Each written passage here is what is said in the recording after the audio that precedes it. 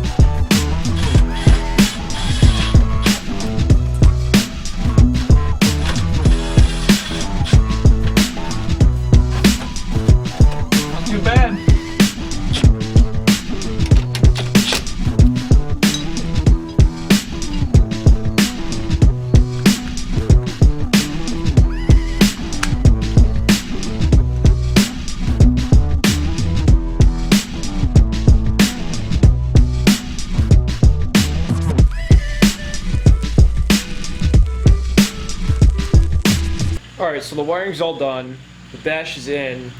I actually have this sweet ignition switch that I have to mount, and there's actually a hole in the dash, and I already marked it out on a piece of cardboard, then transferred it on a piece of steel. I didn't have a Sharpie, so I just scored it. You can see that line and that line. I'm just going to use an angle grinder to cut it out. So after that cut, I still have to do a little bit of measuring and more cutting until it's actually mounted, but I'm going to go ahead and cut it.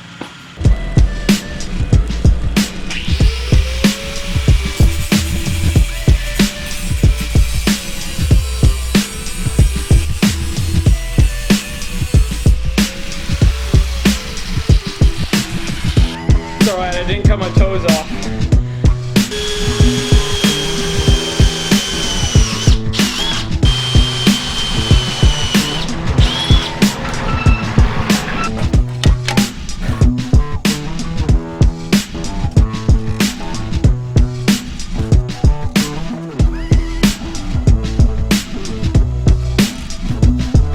Go away, B.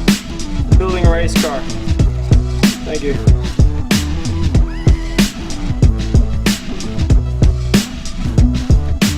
So all these wires right here are for my ignition switch and starter and all my accessories, and this is where the bracket I've made comes into play, because I actually have to drill all these holes for the switches to go through. Then I actually sit right in here, then the switches will come through, then the plate will go on top of that, and it'll look pretty sweet.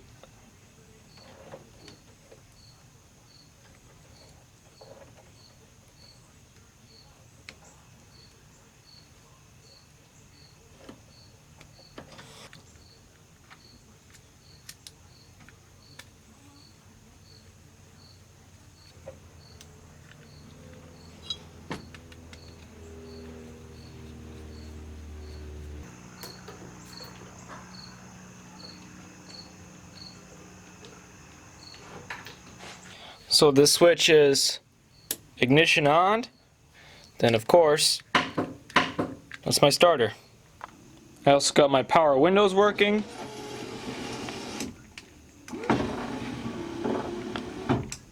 And we got lights.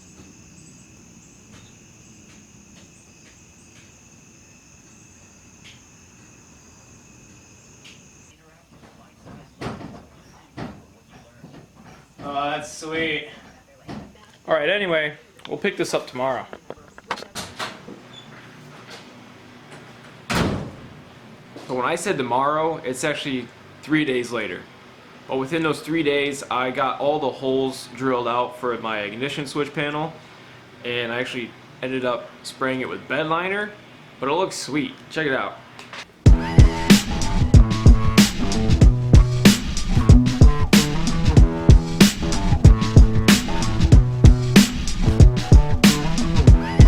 So the dashboard's done. I'm gonna move on to the floor. And like I said before, there's a lot of spots in the floor where I gotta weld. The previous people who did the subframe connections still left a lot of place to be welded. So I'm gonna go through all that, make sure the floor is completely sealed. Then I'm actually gonna spray the whole floor with bed liner. I know it sounds funky, but I mean carpet's still gonna go over it. But if I ever do want to rock no carpet, it'll still kind of look dope. Who knows? Maybe. So I have to move all of this. So now you guys can get a good look of the subframe connectors. So this is the main beam that connects both the front and rear subframe. And this is just a strut right there. And they actually don't have one on this side. In the back I have to finish up the firewall. Unfortunately, it's too late to do any grinding right now, and I kind of need an extension cord for my welder. I do a 240 volt, I only have one outlet, and the cord on the welder is like maybe 4 foot long, that's it.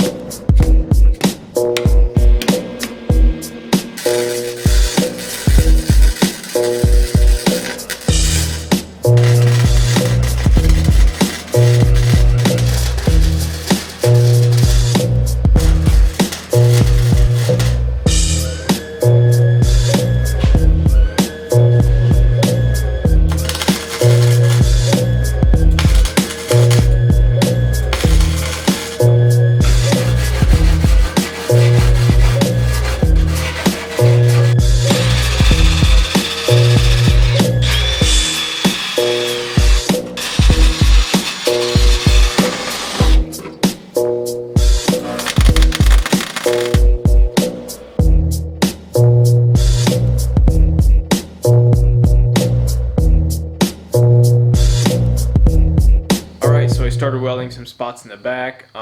There are a few larger spots like right there and right there, but I think I'm just gonna cut some pieces of sheet metal and kind of just band-aid it and stitch something in. All along here wasn't too bad. I mean, you can still see the very poor quality of a flux core welder, but it's still a good weld, and it just encloses that whole frame rail.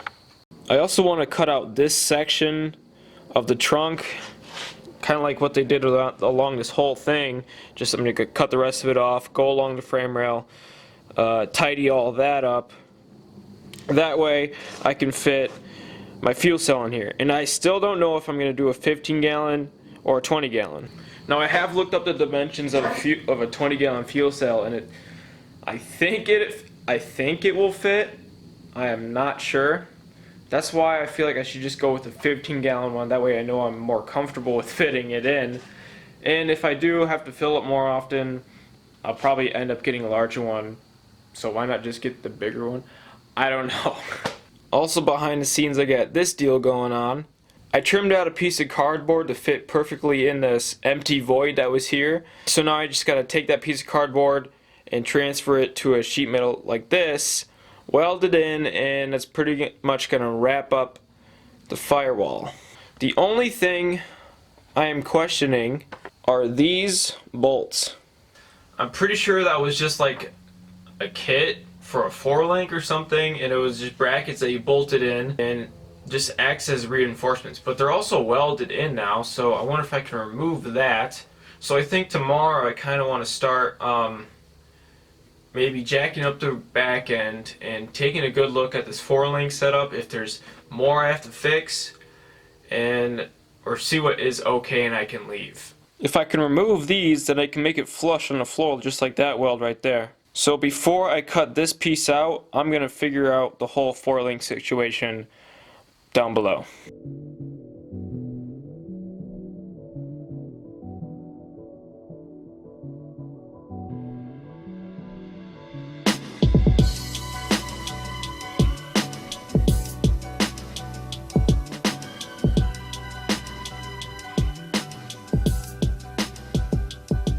So quick story on the truck, I actually blew the radiator a few weeks ago. I ordered one radiator, it was wrong. Returned that one, got a second one, that was also wrong. Then I got mad for like a week because I was like, whatever, I'm not gonna think about it.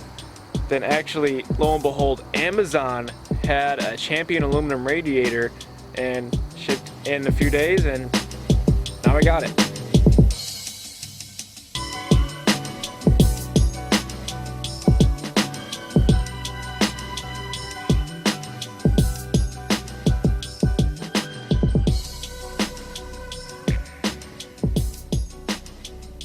The Mustang has been getting a lot of attention lately, and I kind of have to remind myself I do have this, especially not driving it for a few weeks.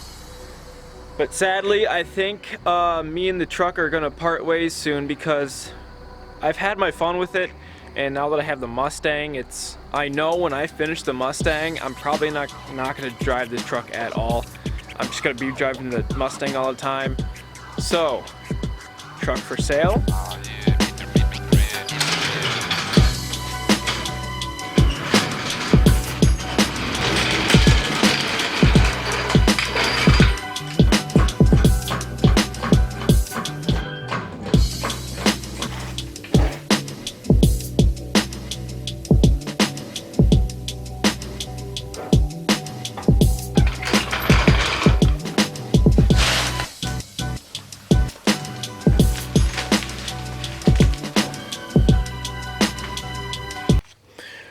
Alright, first looking at this, you can see they left things loose, and I think the whole plate is just to sturdy up the whole torque box for this link. And then this is where they put that extra plate, and the bolts are pretty much pinching the plates tight, sturdying everything up. Something else I saw is that this lower link is just kind of completely floating in between there. There's no shims or anything to hold it centered. You can see looking down, it's going inward at an angle like that, but I want it more straight. So I'm gonna have to get this thing either on the correct jack stands, because these things are massive, remove the rear end, or at least free it up, then center the bottom links, figure out what I'm gonna do at the top, and just button everything up they forgot to finish. So we got the floor pretty much all set up. Most of the back, that's gonna take some time to figure out, and along with the rear suspension. But anyway, I hope you guys enjoyed this video. If you did, leave a like, comment, share, subscribe, and I will see y'all in the next one.